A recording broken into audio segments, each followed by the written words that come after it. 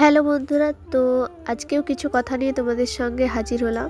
জানো তো, আমরা সবাই জীবনে সফল হতে চাই, স্বপ্ন দেখি বড় হওয়ার, কিছু করার। কিন্তু সত্য হলো এই পথ সহজ নয়।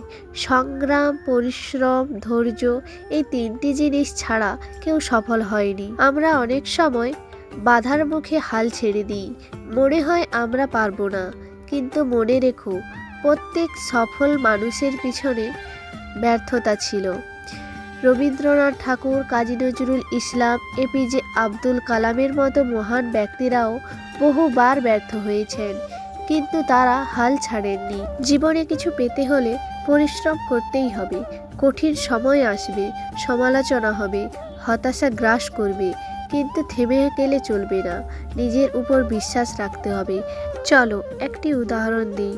বীজ মাটির নিচে থাকে, অন্ধকারে থাকে, কষ্ট সহ্য করে, তারপর একদিন অঙ্কুরিত হয়, বড় হয়ে ছায়া দেয়, ফল দেয়।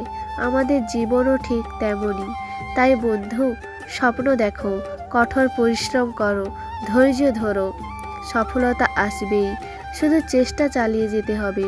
মনে রেখো, যদি তুমি নিজেকে বিশ্বাস করো, তাহলে কেউ তোমাকে থামাতে পারবে না। ধন্যবাদ বন্ধুরা। তো যদি ভালো লেগে থাকে অবশ্যই লাইক, কমেন্ট, শেয়ার করে দিও। টাটা।